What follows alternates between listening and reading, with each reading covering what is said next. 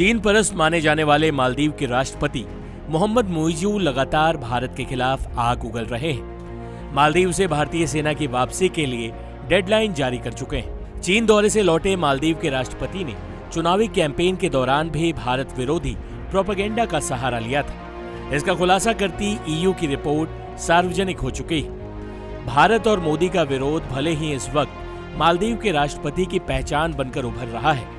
चीन के गुणगान करते मुइज़ू थक नहीं रहे, लेकिन इस बीच मालदीव में अपनी लोकप्रियता बचाने के लिए मुइज़ू भारत के पीएम मोदी की नकल कर रहे हैं। बता दें कि डायरेक्ट ट्रांसफर स्कीम्स हों या गरीबों के घरों में सीधे अनाज पहुंचाना मोदी सरकार की बड़ी कामयाबी रही है। कोरोना काल के दौरान लगातार 80 करोड़ गरीब परिवारों को मुफ्त राशन मिलता रहा। प्रधानमंत्री गरीब कल्याण योजना के तहत हर महीने गरीब परिवार को 5 किलो अनाज मुफ्त मिलता है। अब मालदीव के राष्ट्रपति मुइज़ू भी इसी पॉलिसी की नकल कर मालदीव में अपना सिक्का जमाना चाहते हैं। मुफ्त राशन बांटने की योजना लॉन्च करते हुए मुइज़ू ने कहा, हमारी सरकार किसी एक देश पर आवश्यक चीजों की निर्भरता खत्म करने के लिए तेजी से काम कर रही है। जैसे चावल, चीनी और आटा जैसी बुनियादी जरूरत की चीजें हम दूसरे देशों से भी हासिल कर सकेंगे।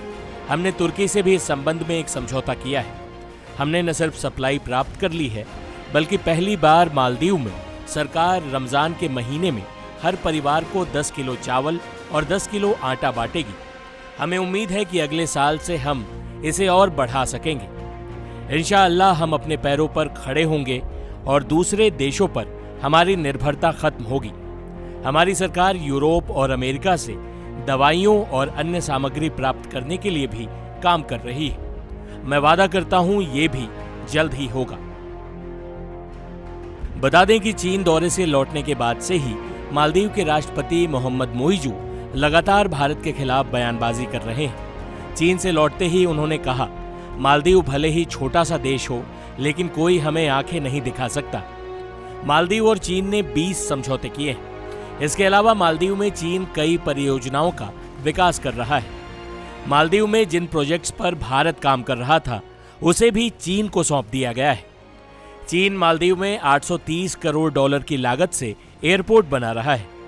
एक पुल भी चीन ही बना रहा है, जिसकी लागत 400 करोड़ डॉलर है। वर्ल्ड बैंक और IMF ने कहा है कि मालदीव बुरी तरह चीनी कर्ज में फंसता जा रहा है। मालदीव के वर्तमान राष्ट्रपति मुइज़ू चीन परस्त माने जाते हैं। उनकी सत्ता संभालने के बाद से ही वो लगातार चीन के हाथों में खेल रहे हैं, लेकिन इसके बावजूद अपनी लोकप्रियता बचाने के लिए उन्हें पीएम मोदी के फॉर्मूले की नकल करनी पड़ रही है। टाइम्स नाउ भारत डिजिटल की रिपोर्ट।